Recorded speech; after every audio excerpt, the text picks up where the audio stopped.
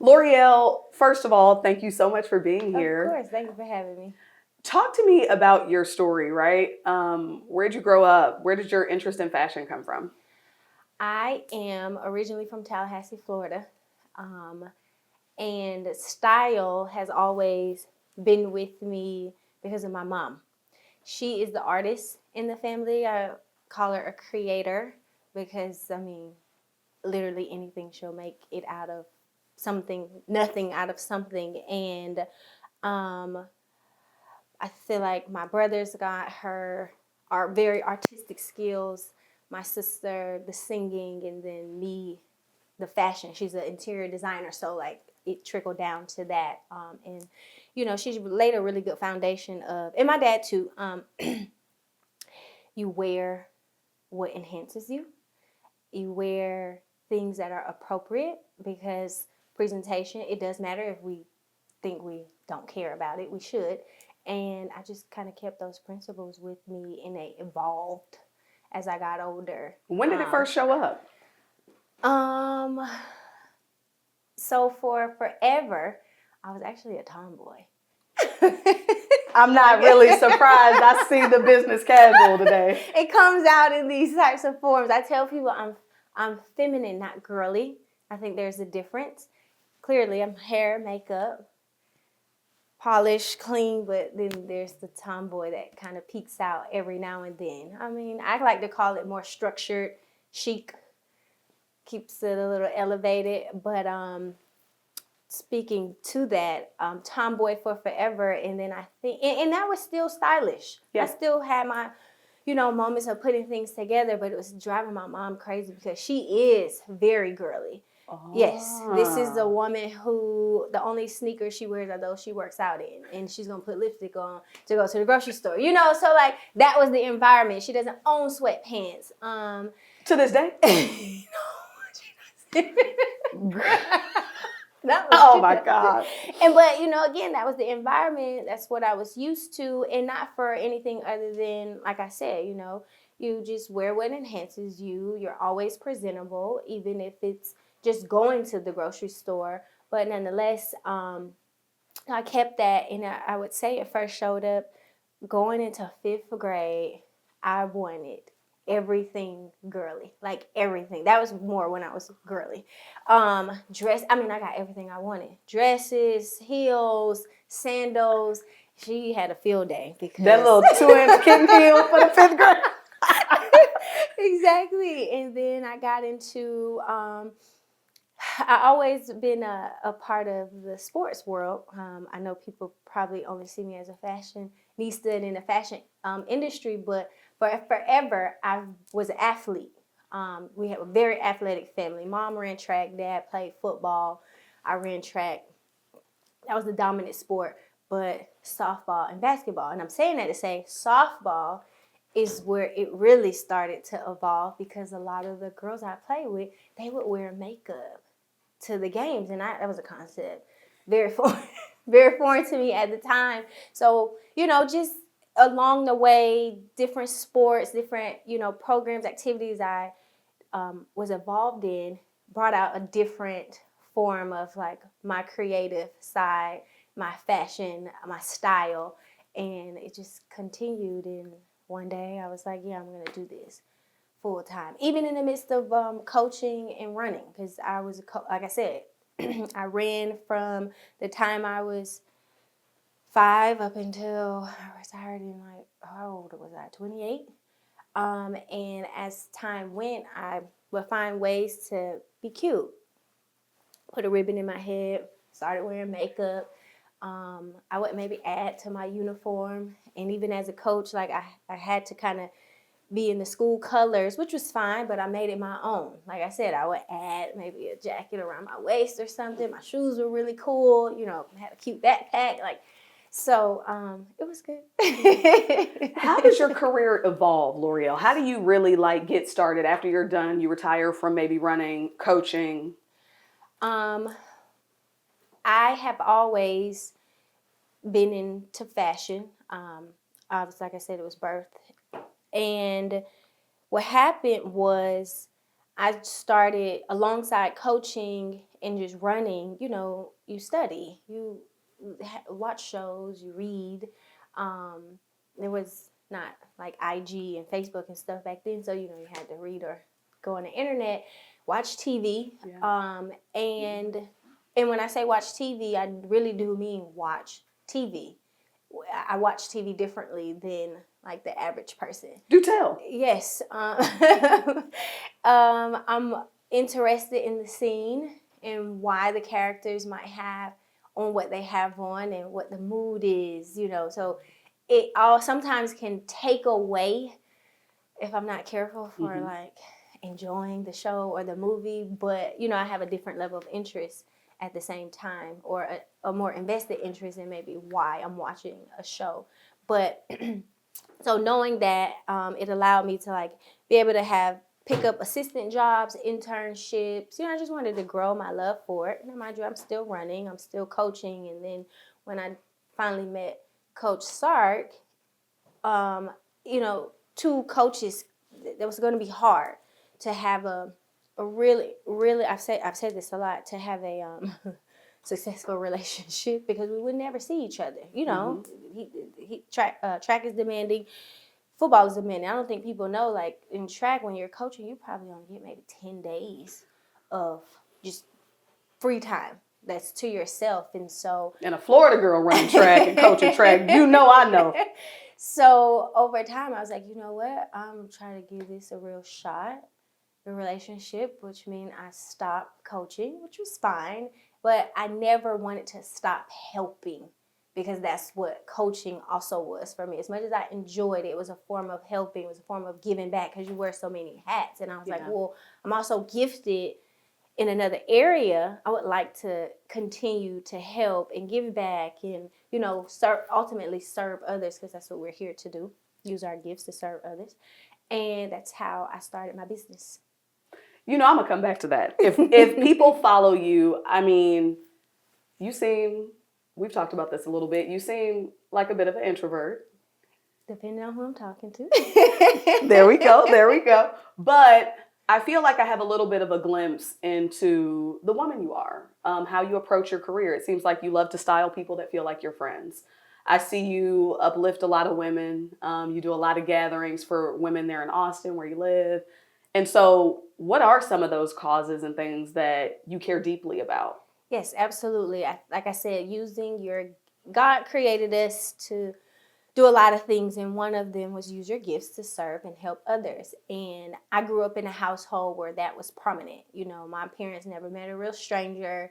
We stayed like a mile from the university, FAMU University, and a lot of college students would come in for the holidays, eat, take a nap. They've therapy sessions with my parents, so there was a lot of love and nurturing that happened in that space, and that's the space I grew up in. So, sharing that was just like, has been like second nature for me. And that's why when I gave up coaching, I was like, I can't just sit and do nothing. I need to do something, and I want to do it. That's the difference. And so, yes, my clients, because I hate to say clients, you'll see me say friends or something other than the word client, because there's a relationship that's built over time. Obviously, you're acquiring me because, one, you like my style, which is great, but also that means I need to gain your trust, or maybe you already trust me, but I want it to evolve. So there's layers to it, right? I'm in your home, I'm at your family, I'm in your most probably private space, because there's a reason, everyone hires or wants to work with me. I don't even like to say hire. Work with me. Work with me for a different reason. So I value that. And it's not a one-stop shop for everyone. Everyone's experience is, yes, luxury, but different, because it's special. Maybe you don't have time, but maybe also you want to feel better, a little more elevated, gain more confidence, just knowledge. And so that's why I say I wear different hats, because over time I learn like why we're even here, which is most important, because then I can be my best to help you become your best. And that's really what I care about the most, because when you leave out of the house, I want you to feel amazing about it, whether you're going to a school play, to a football game, or to do an interview. It all means the same to me, that you're, extremely happy and confident in that space. So yes, we deal with clothes all day, but there's a lot of conversation that happens so that you don't just look good, but you feel good about it too. So one of the things that I just absolutely love, getting a little bit of a sneak peek into your process, right? So saw the video recently with Raheem Morris's wife, your friend, not your client. My friend, yes. And it starts with you going into the closet. Okay, we need to talk about how you organize the closet for people at home. So it depends, her specifically, and she's okay with me sharing. It depends on your lifestyle. What do you need to see the most first, maybe in the fall, and that might change in the spring, but let's just take her for example. Football is prominent in the house, so I could have did a lot of ways, but I made a section just specifically for being able to pull for football and the events concerning it. Everything else is still important because you're not at a football event or a game every day. I color coordinated, but I also color coordinated and by pieces.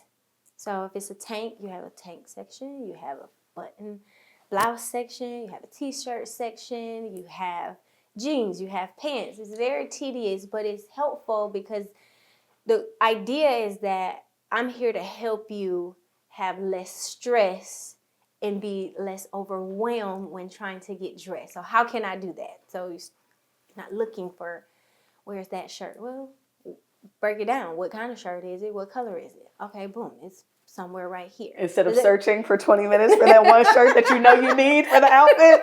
I feel you. I feel you. And already you're not as stressed or overwhelmed. You're not sweating after, like you said, 20 minutes, and then you become over it. That's not the goal. The goal is that it's an easy, seamless process, especially knowing I'm not at I work with too many people. I can't be everywhere at once, right? So if you can't reach me or it's a last minute thing, I got this. I know where everything is by piece and by color, by season. I mean, it's fun. It's tedious. It depends on the closet and who I'm working with. But it's good nonetheless. Who are some of your favorite people that you've worked with and why?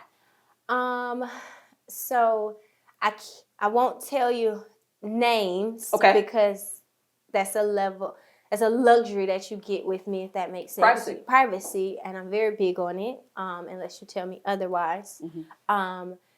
But I will say I've worked with talent, so celebrities. I've worked with celebrities in their own field, like the CEOs and big boss men and women, but also your everyday working people. They're all I love every experience because, like I said, it's not a one-stop shop. I make sure it's tailored to you, but your everyday people, that's where the real relationships are built. Sometimes talent is just the job.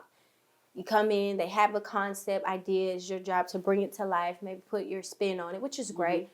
And that's fine. You get your check, you go. Next job. Nothing's wrong with that. Yeah. Where I thrive, because like I said, I grew up in a space of love and support and giving back and nurturing and fostering relationships, building confidence. So that's why personal styling speaks to me more. It's not just a job. I'm learning literally everything about you to make sure when you walk out of the door, you, like I said, you feel good, but you also look good, but you also feel good, which is where I thrive, I think. All right. Now we're going to make sure we do share. You are still taking clients who are actually friends. Friends who become clients. Clients who become friends. There we go. There we go. I'll make sure we share all that. Now, we got to talk about your personal style. Yes. Now, when you popped out in a sea of burnt orange, there you were. And I think before I ever heard an interview or any of your personal thoughts, I saw your style. What was your goal? That's how I grew up. That's what I'm saying. So what was your goal and intention, right? Because I feel like the looks you pull week to week that we get to see are very intentional. So let me back up for a second. back to what I said, how I was raised was you get dressed, you get fully dressed no matter where you're going. I'm not saying like Sunday best every day, but just presentable. That evolved, right? So I took a t-shirt and tank top and I've evolved it for me, right? Yeah. And so knowing that when I got here and it was highlighted, it caught me off guard because I wasn't doing anything different. New. Yeah, for me it wasn't new. It was, wait, what? Oh, y'all like that? And mind you, the first game, that was like a backup outfit. That's what's so funny. Hold up. I was not supposed to wear that. I was upset that day going to the game. I was like, oh my God, my outfit. Because, I'm new here. And I had learned enough about getting the burnt orange right. Well, the burnt orange that I was going to wear, I was a little nervous about it. And I was like, you know what? I'll just wait. I'll give myself some time to really gather what I think is really appropriate. And I remember it was a chiffon cowboy blouse and a black chiffon skirt. And I didn't have a real Texas belt buckle yet, but I still had a buckle. So I wore it, and I had some cowboy boots. And I had a Stetson hat. Yeah, I wore a Stetson hat. Now you got the Stetson A1. I did. I got that. So I was happy about it, but I was like, dang, I was going to wear something different. But all I'm saying is it surprised me because it wasn't anything new that I was doing. If you go back, my times that I've been pretty much anywhere, but I'll just keep it specific to football games, I've always stood on the sideline and waited for him to run in because that's what he's always wanted. And I've always been fully dressed. So being highlighted here was awesome. I'm like, dang, I've been doing this for a long time, but okay, great. I'm glad y'all like it. And then it became this big thing, and I'm like, okay, well, cool. I'm not gonna not keep it up because it wasn't anything I was keeping up. It was whether you like it or not, I'm gonna be on the sideline. I'm gonna be dressed, and that's all I got for y'all.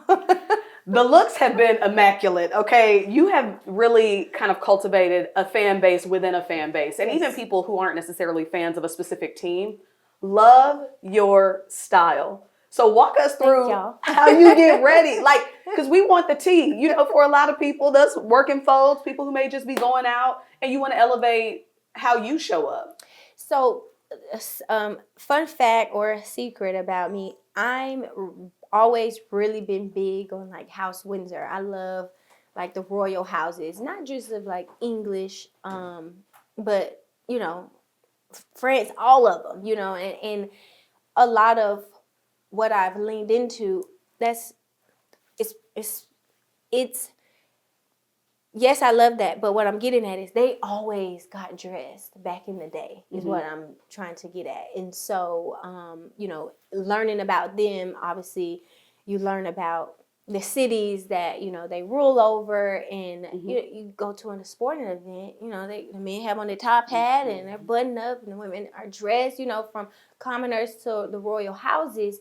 And I'm like, yeah, why don't we do that? I don't understand. Like, where in history did it change? When you walked out of the house, but let alone go to any event that you didn't look good. And so being in that space or, researching that space a lot, that's also where my influence has come from over time. And so for me, again, going to the game, not only was it new, but I'm like, but if you go back in the day, shoot, they'll go to a track meet fully dressed, Yeah. So like, nothing's wrong with the t-shirt and the jerseys and the jeans and the tank tops, whatever. I'm here for that too, because I'm also all about what is comfortable. Because I want you to be comfortable. Like, don't wear a blouse and a skirt like I did if you're gonna like be weird about it. Yeah, that's not fun. Right. Right. So I am here to encourage, not force, but encourage that inner fashionista, or I want to do more, but I've always been nervous. It's like, go ahead, do it. You can put it on. It's totally fine. You don't have to have a special occasion to wear anything that you want to wear. Just going out of the house alone should be enough for you. But like that's the space that I live in. But so I think no, I know. I can't say I think I know I have really elevated that culture, which has been fun. I like when people tag and show me or they're inspired because that's what I'm also here to do. Inspire in hopes that you will, feel a little better about it. So. You've been giving folks an opportunity to shop your closet a little bit. Tell me about that. So Lowe's wardrobe bar happened by accident. I was cleaning out my closet, and I usually sell to the Real. I've been working with them for a very long time, and I was gonna do that like normal. And I took a picture and showed what I was doing, and in that picture, I guess people were zooming in to see what pieces, and then they started asking. I was like, well, okay, sure, why not? And so I started selling my pieces on Instagram. And I was like, well, if they want them, then I'll just make it a little bit easier for them to access it. And so it took me a minute. But we created Lowe's Wardrobe Bar, and I'm actually about to get ready to put even more pieces up, including game day looks. Yes. Oh, we got a little breaking news today. Okay. Speaking of your game day looks, your favorite thing you've ever worn on a sideline and your least favorite thing, and why? Oh, now this is hard. You're supposed to ask me that last week so I could think about Get your thoughts together. I don't favorite.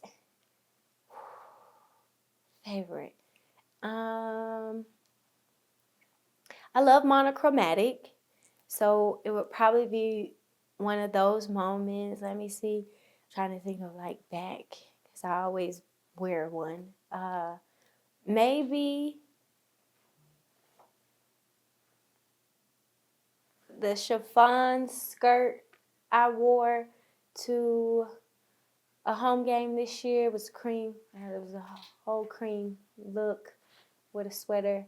Or I'm a huge fan of coats, especially long coats. The Prada? It was my burnt orange Chloe jacket that I just wore to the, where were we? We were in Atlanta. Yeah. One of those. Off the top of my head, yes. How much I think sometimes it can be hard for people to understand the importance or the significance of fashion and what it can do. But you definitely see the influence, right? So you style both women, but you also style men. Correct. Everybody knows when you style Coach, by the way. Is it a big difference? No. His style has evolved. I'm happy for him. He sometimes has done it by himself with teeny bit of help. And then other times, I'll put it together. But I try not to take too much credit because, he can dress. He has some style. He has some taste. I mean, obviously, he got my attention. So. Obviously. There we go. When it comes to projects you're working on, other things that you want people to know about and share, do tell. What else is on tap for Loreal? So if I had it my way, I'd probably tell you everything. But I have a team that is very protective. I respect it. No, it's fine. It's just sometimes I like to, oftentimes, it's like do the work and then show, that makes sense without the commentary. But I do have a few projects that I'm working on this year. We were just actually talking about one of them this morning. And then, so the goal is that, Lord willing, will happen and be produced this year. And then events I have coming up this spring. So dates are not set, or else I would actually tell you right now. That's awesome. But a few of them, about 2 or 3, and I'm excited about them. With a few brands, it's gonna be fun. It's gonna be great. So a lot to look forward to. Yes. You're here for the Cotton Bowl, of course. Big game coming up. What would a win mean moving forward? I mean, this is the last game before a national championship. What would that mean? Winning is fun, but it's hard to win, and I don't think people who maybe aren't in this space for real, like day in, day out, it's the job, understand that winning is actually like a luxury, you know, something that you don't have to have. Everything has to work on all cylinders for everybody at once, and in a special moment when that happens. So every time we win, that's something that I think about. So that would be huge. And I know not only would the fan base enjoy it, but, you know, individuals actually that work at it every single day, from the coaches to the players, the support staff, would really love it, because I want to say, if I'm not mistaken, and please no one kill me, but I think this will be the first time we make it back to the national championship, Lord willing, if we are to win, since they last won it years ago, back in 2006. 2006. I think it was 2006. 2005. Yes, I believe so. So that would be huge for, again, yes, all fans involved, but the program. And I would be excited to see that, if that happens, again, Lord willing. And, you know, for my husband, you know, people probably just see, I don't know how people see him, but I get to see him all day, every day, authentic self, involved in his craft. And he is not only a student of his craft, but like a master of it. It matters to him. You know, we could be in the middle of a conversation and he'll stop and, hold on, I gotta write this down. You know, but I respect it, you know, and I can appreciate that. And so knowing how hard he works at it day in, day out, and what it actually means to him, and especially the journey he's been on to this date, both personally and professionally, you know, it would be great, but not enough to just get there, but get there and then take it. Because we're competitors. So I get it. Now, I only have one more question. This is the most important question of this interview. Oh, gosh. What you going to be wearing on the sideline at AT&T Stadium? So, because if I was at home, if it was a home game, I'd be like, I don't know. I usually don't know until maybe in the next couple hours. Usually in the evening, as my seamstress, I stress her out. I'm like, okay, I got it, but I need a little tweak. Just a little. one, because tailoring is huge. It's huge. It can make a world of difference in what the outfit really looks like on you, all the way down to a t-shirt. But anyway, in this case, I had to pack, so I only bought 2 options with me, and I'm depending on how I feel will determine what I wear. So however I wake up tomorrow, after I get my hair and makeup done, not before, because my hairstylist will tell you, what do you wear? I don't know, let's just do my hair. Makeup, what do you want? I don't know yet. I'm thinking about all that to say, you're not going to tell me. Because I still don't know which one. At least I got it down to 2. That's good. That's good in 24 hours, because, again, if I was at home, I probably still, no. I'd be like, I don't know yet. So much happens before the game. Again, back to helping, making sure everybody else is good, him, family, all the things, work, that I'm always last. Now, all the mamas can relate. I'm always last. And it's not necessarily a bad thing. It's just how it usually happens. I don't do my self-care and all that. I'm not talking about that. Just specifically for getting ready for the game. Okay, everybody's good. All right, what you gonna do? And the other part of it is, this is what I do. This is who I am. I should say this is just who I am. Not necessarily what I do, but who I am, especially concerning getting dressed. So I'm not as stressed about it, if that makes sense. The only thing I'm stressed about is making sure if I need alteration, I can get it. I can get it. Otherwise, it's a wash. I don't want to wear it. Well, Loreal, we will definitely be watching and waiting. Thank you so much for your time. Thank you for having me.